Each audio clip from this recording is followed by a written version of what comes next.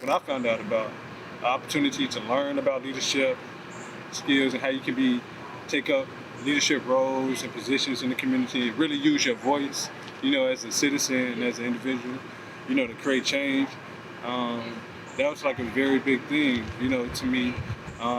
We was only like a good 14, 15 year olds, so, at the time we was like very, impressionable, but at the same time we was under many influences.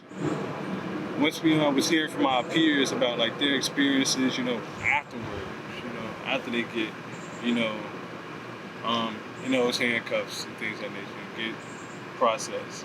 We was all like, and the mistreatment and the conditions in that institution, we was like, all right, we need to do something about this, because we're feeling it, but just because we probably got away, some people did, trying to address the needs and provide like certain alternative resources or just resources, directly to people who really needed the most, So, like juvenile justice and fighting for, youth rights, is what we started.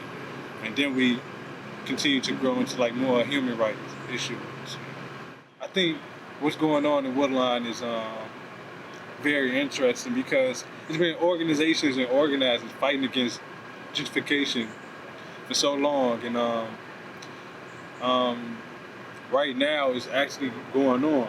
The main one that I really support and that I use as a flagship for Woodlawn is called the Woodlawn organization, TWO.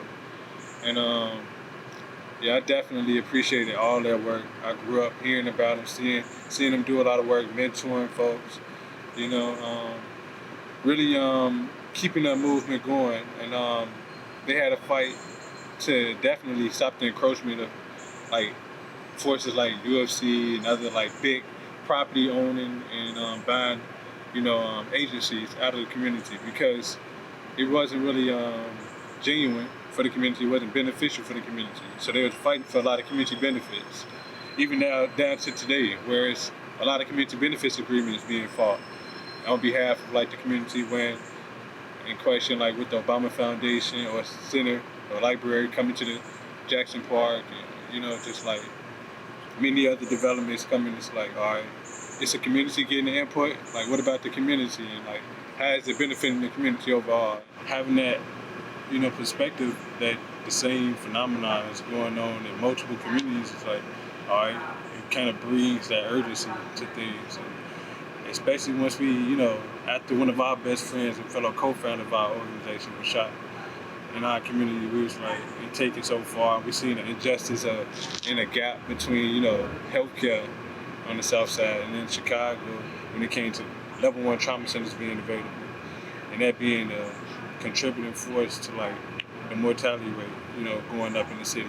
More than this, it's happened to many families, many people, all that. Because trauma centers is for like gunshot wounds, car accidents, stab wounds, house fires and burns and things of that nature. So it can happen to anybody. So many people need these services. So like once we really started to see like the bigger scope of things, we're like, it's like a worthwhile fight.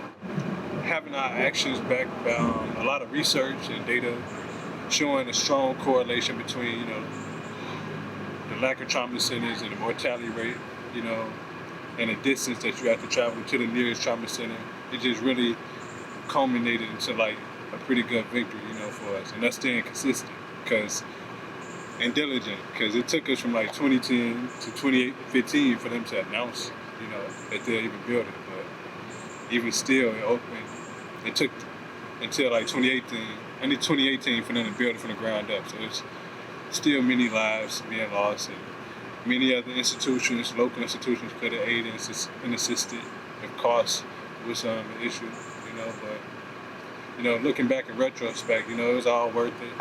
And it's still more work to be done. But when it comes to wraparound services and, many people who's experiencing trauma, from these violences in the community. Youth Chicago's duty to communities like Woodlawn and surrounding communities is that it has to hold itself accountable, You're not like in a gated community or whatever, that's separated separate from the community, or your surrounding communities. Like you have to be held accountable that other neglect that you've been doing thus far, and strive to repair the certain type of harms that was done for the time in that time being. Um, yeah, like what that look like. I think right now they're doing some beginning steps. Like we're getting a trauma center after closing one. After, like back in 1986, it was a basketball player called Benji, Wilson. Where he was shot, and it was a fight for a trauma center. And the thing is, they closed it 2 years later, And after that, it's been like a domino effect. Closes the trauma centers on the south side. So like, even with just seeing how they helped to spearhead movements like that, and they didn't, strive to support or create like a supportive network or some type of safety net or something like that, And it just showed that, it could have been other things done. Our community is being over policed, and it's unfair, and we really felt it, being young, indigenous black men from Chicago, just like growing up in a community like Woodlawn. One day we got stopped, and it was like an officer saying like, well, since this area is labeled a high crime, high drug ridden community, then it kind of like we got certain policies and stuff like that to be able to do so, stop and frisk, different type of strolls and stuff like that. And our communities was food deserts. We was lacking so many resources, at the time, and just for like a Jewish to be right there, we was lacking so much food, so many resources, and we had to fight for a trauma center that for us, and now forces was trying to move us out, gentrify us out of the community, so we can't benefit from the community's fights that we fought for, or even the housing struggles that we fought for to even live in those communities, because Woodlawn is a historical great migration community. My people migrated from the south to Woodlawn. The most fulfilling, I say, is like seeing things come full circle. Like I started when I was 14. So I'm like 28 now. So like half my life I've been doing this stuff. So like pretty much, I just see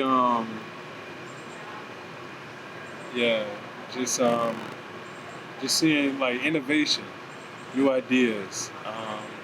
That's what really inspired me.